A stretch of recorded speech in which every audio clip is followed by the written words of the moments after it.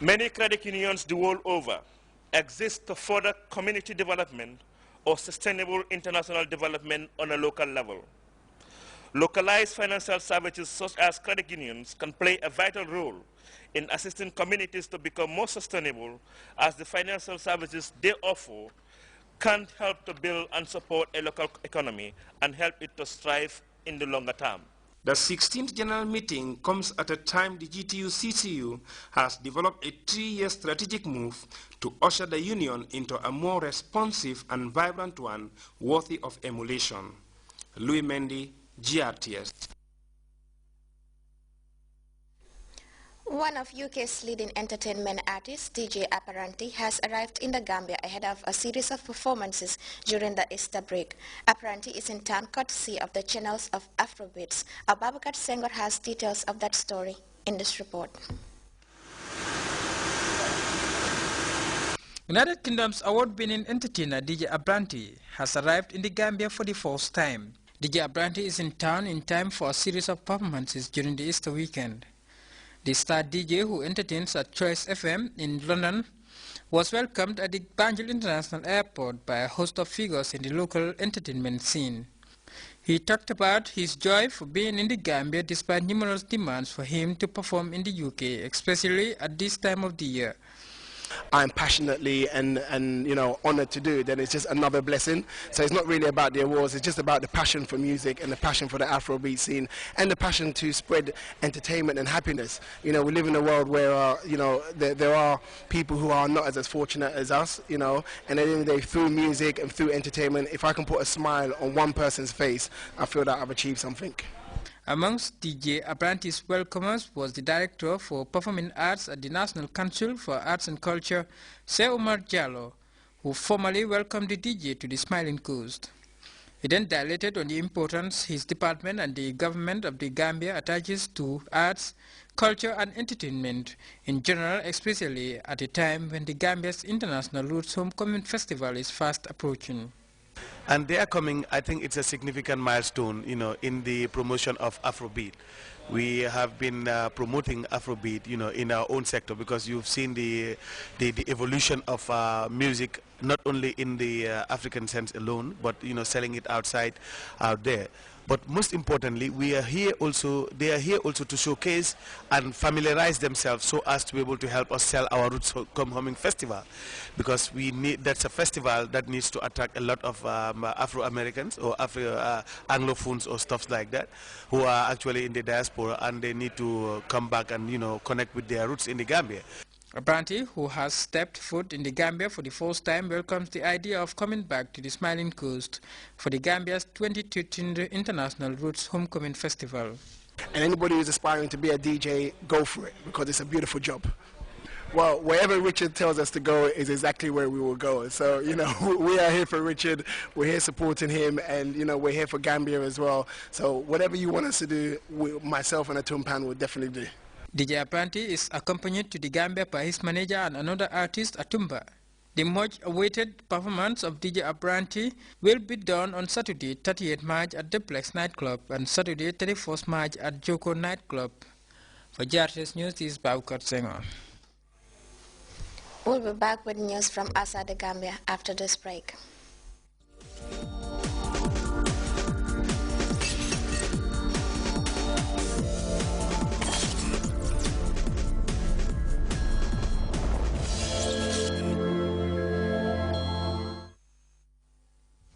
Welcome back. It has been 3 days since Nelson Mandela was hospitalized yet again for lung infection. South African authorities say the iconic ANC leader is recovering and responding well to treatment.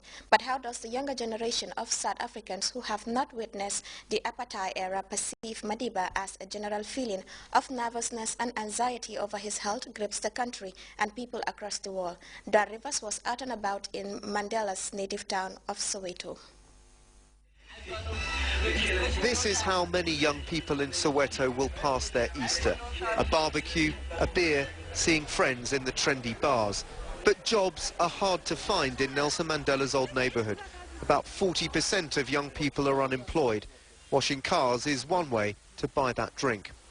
Life is better than when Mandela struggled for freedom here, but it's far from perfect. About 60% of Soweto's population is under 20. They're a generation called Born Frees, too young to remember apartheid, but old enough to know the debt they owe Mandela. He brought change into our country. It's because of him I can talk to people like you without breaking the law. He's a living legend, you know. That's what makes him so important, because he's a game changer. He made a difference, and he could live to tell the story. This area of Soweto is part of the tourist trail connected to the amazing life of Nelson Mandela, but not all of the young people here speak so glowingly about the man they call Madiba. What do you think of Madiba? How relevant is he for you? He's just okay. I don't know anything about him, but he's just okay. I know that he fought for us, and if it wasn't for him, I wouldn't be in a white school.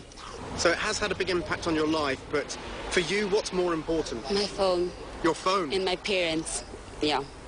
A harsh reality echoed by this man, only willing to speak freely with his identity hidden, fearing ANC reprisals. So how relevant is Madiba to your generation? Okay. Well, I don't think it's relevant at all. Madiba is something that happened in the past.